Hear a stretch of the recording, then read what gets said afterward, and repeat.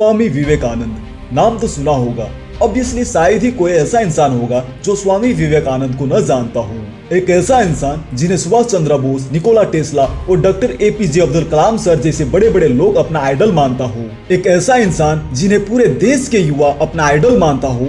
एक ऐसा इंसान जिनके नाम पर युवा दिवस मनाया जाता हो। तो दोस्तों, अगर एक इंसान को पूरे देश के लोग अपना हीरो मानता हो तो ये हमारा भी कर्तव्य बनता है कि ऐसे महान पुरुष के जीवन से उनके द्वारा बताए गए ज्ञान को अर्जित करके हम भी उनके तरह बनने की प्रयास करें। और ये तो आपको भी मालूम है कि अगर देश में परिवर्तन लाना हो तो प्रत्येक युवा को विवेकानंद तो बनना होगा।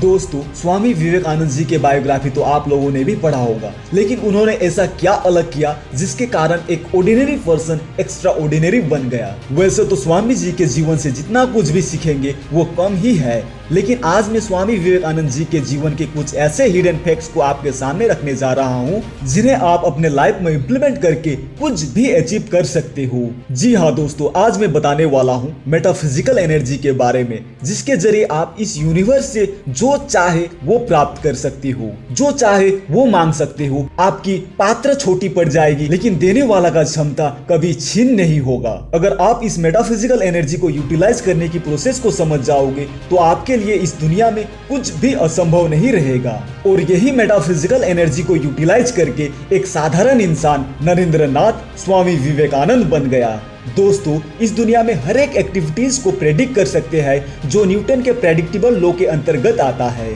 जैसे कि अगर किसी इंसान को कार में 40 किलोमीटर पर आवर की स्पीड से दिल्ली से गोवा तक जाना है तो डेस्टिनेशन तक पहुंचने में कितना टाइम लगेगा ये हम प्रेडिक्ट कर सकते हैं। अगर एक इंसान को अपना 10 kg वेट रिड्यूस करना है तो उन्हें कितना कैलोरी लेना है और कितना एक्सरसाइज करना होगा ये भी हम कैलकुलेट करके पता लगा सकते हैं। लेकिन ये मॉडल ये एक्सप्लेन नहीं करता है कि कैसे एक लो आईक्यू के स्टूडेंट जो ठीक से स्कूल में पढ़ाई भी नहीं किया वो प्रसिद्ध साइंटिस्ट बन गया।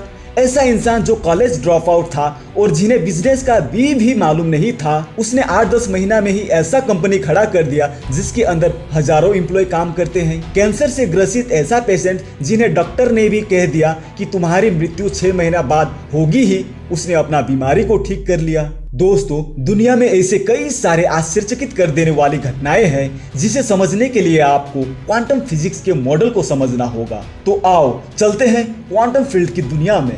क्वांटम फिजिक्स जो कि ये बताता है कि जिस चीज को हम ढूंढ रहे हैं वो भी हमें ढूंढ रही है। क्वांटम मॉडल जो कि ये भी बताता है कि हम किसी के आधे नहीं बल्कि अपने भाग्य के निर्माता हम स्वयं हैं और हम जो भी चाहे उसे अपने माइंड के जरिए कंटिन्यूअसली इस यूनिवर्स से क्रिएट कर रहे हैं। दोस्तों, अब मैं क्वांटम फिजिक्स के वो प्रिंसिपल आपको बताने वाला हूँ जिसके जरिए आप उस मेटाफिजिकल एनर्जी से कनेक्ट करके अपने लाइफ में कुछ भी हासिल कर सकते हो और आप अपने लाइफ को जैसे चाहो वैसे डिजाइन कर सकते हो। तो सबसे पहले ये समझते हैं कि ये क्वांटम फील्ड है क्या। क्वांटम फील्ड को जैसे कि साइंटिस्ट कहते हैं कि ये एनर्जी की ऐसी फील्ड है जहां कंप्लीट यूनिवर्स इस एनर्जी से घिरी हुई है। ये एनर्जी हमें यूनिवर्स के सारे क्रिएचर से कनेक्ट करती है। यही एनर्जी हमारे अंदर बाहर हर जगह मौजूद है। ये एनर्जी जो चाहे उस चीज का निर्माण कर सकती है और यही एनर्जी से पूरी ब्रह्मांड की रचना हुई है। प्रत्येक पदार्थ इसी एनर्जी से बना हुआ है और प्रत्येक पदार्थ इसी एनर्जी में विलय हो जाएगी। जर्मन के थ्योरेटिकल फिजिक्स्ट मैक्स प्लैंक ने इसको mind is the matrix of all matter कहा और कई सारे साइंटिस्ट ने इस एनर्जी को गॉड्स माइंड या भगवान का दिमाग कहा, क्योंकि सच में ये एक चमत्कार ही है। लेकिन ये एनर्जी किस प्रकार नाना प्रकार का रूप लेती है और किस प्रकार नाना प्रकार की चीज बनाती है और किस प्रकार ये एनर्जी मैटर में कन्वर्ट होती है, इसको समझने के लिए हमें अल्बर्ट आइंस्टाइन द्वारा निर्मित मास एनर्जी इक्विवेलेंस प्रिंसिपल को समझना होगा।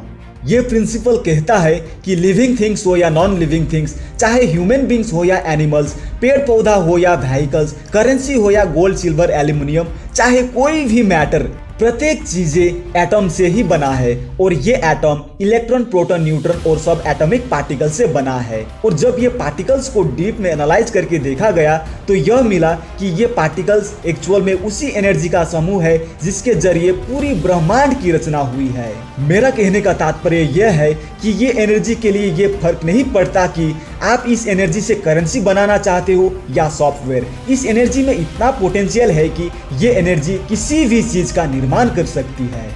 दोस्तों, इस बात की कोई लिमिटेशन नहीं है कि आप इस यूनिवर्स से क्या और कितना प्राप्त कर सकते हो। ये आपके ऊपर डिपेंड करता है कि आप अपने माइंड को मेटाफिजिकल एनर्जी के जरिए उस प्राइमोडियल वाइब्रेशन में फोकस करने की क्षमता कितनी है।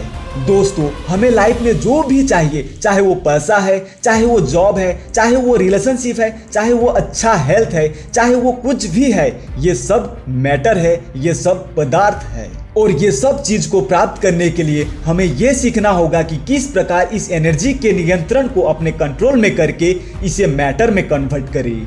दोस्तों, क्वांटम फिजिक्स का मॉडल ये कहता है कि जब हम किसी चीज के बारे में सोचते हैं या देखते हैं तो वो एनर्जी उसकी पार्टिकल्स या कणों की स्थिति को बदल देती है। मेरा कहने का मतलब, जब हम अपने माइंड को उस एनर्जी के जरिए प्राइमोडियल वाइब्रेशन पर फोकस करते हैं तो एनर्जी उसी चीज का रूप लेती है जिस चीज पर हमारा वन पॉइंटेड फोकस रहता है। इसलिए दोस्तों, आप लोगों ने देखा होगा कि कैसे वही इंसान एक टेररिस्ट बन जाता है और किस प्रकार वही इंसान एक महान इंसान बन जाता है। जैसे कि मैंने पहले ही कहा था कि हमारा माइंड जिस चीज पर वन पॉइंटेड फोकस रहता है, ये यूनिवर्स क्वांटम फील्ड से इंटरेक्ट करके एनर्जी को वही रूप देता है जिस चीज पर हमारा वन पॉइंटेड फोकस रहता है। चलो मैं इसे एक एग्जाम्पल से समझाता हूँ। वैसे तो ये आप सबको भी मालूम है कि स्वामी विवेकानंद इंडिया के फर्स्ट ऐसे योगी थे जो 1893 में अमेरिका गए थे, और उन दिनों विवेकानंद जी ने अपने स्पीच के द्वारा एक रिवॉल्यूशन ला दी। स्वामी विवेकानंद जब अमेरिका से वापस लौट रहे थे तब वे एक जर्मन फिलोसोफर के पास रुके हुए थे। तभी डिनर के बाद वे दोनों स्टडी रूम में एक दूसरे से बातचीत करने लगी और वहीं एक टेबल पर 700 पेज की एक मोटी सी किताब रखी हुई थी और वो फिलोसोफर उस किताब की बहुत ही बड़ाई कर रहा था। तभी स्वामी जी ने कहा कि क्या आप ये किताब मुझे 1 घंटा के लिए दे सकते हैं? मैं पढ़ना चाहता हूँ कि इस किताब में ऐसा क्या है। ये बात सुनकर वो जर्मन फिलोसोफर हंसने लगा कि क्या आप इस किताब को पढ़ने वाले हैं? मैं तो इस किताब को कई दिनों से पढ़ रहा हूँ, लेकिन मैं इस किताब को समझ नहीं पाया क्योंकि ये बहुत ही कॉम्प्लिकेटेड है, और वैसे भी ये किताब जर्मन भाषा में है और आपको जर्मन भाषा आती नहीं है, फिर आप कैसे पढ़ेंगे? स्वामी जी ने कहा, बस आप मुझे 1 घंटा के लिए ये किताब दे दो। स्वामी जी ने किताब को अपने दोनों हाथ में लिया और दोनों आंख बंद करके बैठ गया, और फिर 1 घंटे बाद किताब को वापस करते वक्त उस फिलोसोफर से कहा कि इस किताब में ऐसी कोई खास बात नहीं है। लेकिन उस फिलोसोफर को लगा कि स्वामी जी बकवास कर रहा है, और वो फिलोसोफर ने कंफर्म करने के लिए कि स्वामी जी ने पूरी किताब पढ़ी है या नहीं, तो उसने स्वामी जी से एक प्रश्न पूछा कि आप मुझे ये बताइए कि पेज 633 में क्या लिखा है। स्वामी जी ने उस पेज पर लिखी हुई एक एक शब्द को विस्तार से बताया। स्वामी जी का जवाब सुनकर वो फिलोसोफर दंग रह गया। दोस्तों, इस बात से आप पता लगा सकते हो कि स्वामी विवेकानंद के पास अपने माइंड को उस एनर्जी के जरिए प्राइमोडियल वाइब्रेशन पर फोकस करने की क्षमता कितनी थी, क्योंकि यही प्राइमोडियल वाइब्रेशन क्वांटम फील्ड की एनर्जी से मर्ज होकर हमारा माइंड जिस चीज पर वन पॉइंटेड फोकस रहती है उसी चीज को एग्जीक्यूट करती है। दोस्तों, आज हम एडवांस टेक्नोलॉजी के दुनिया में जी रहे हैं, जहां पर एक छोटी से छोटी जानकारी को प्राप्त करने के लिए इंफॉर्मेशन टेक्नोलॉजी है, कोई भी फील्ड के स्टडी को जानने के लिए डेटा साइंस है, मैन्युअली किए जाने वाले काम को आसान करने के लिए आर्टिफिशियल इंटेलिजेंस है, फिजिकल एक्टिविटी, इंटेलेक्चुअल प्रॉपर्टीज और कई सारे चीजों को डिजिटली स्टोर करने के लिए ब्लॉकचेन टेक्नोलॉजी है, फिजिकल वर्ल्ड में भगवान की तरह पूरी दुनिया को अपने हिसाब से कंट्रोल करने के लिए मेटावर्स की टेक्नोलॉजी है। दोस्तों, टेक्नोलॉजी चाहे कितना ही एडवांस क्यों ना हो जाए, लेकिन हम इस पूरे टेक्नोलॉजी के पीछे छिपे हुए एनर्जी को यूटिलाइज करने की प्रोसेस को नहीं समझेंगे तो आज हम जिस अवस्था में है 10 साल बाद भी वही अवस्था में रहेंगे। दोस्तों, ये पूरा वीडियो का निष्कर्ष यह है कि हम उस एनर्जी के समुद्र से घिरे हुए हैं जहां हमारा सपनों की दुनिया एक संभावना के रूप में मौजूद है, लेकिन ये संभावना तभी पूरी होगी जब हम उस मेटाफिजिकल एनर्जी को यूटिलाइज करने की प्रोसेस को जानेंगे।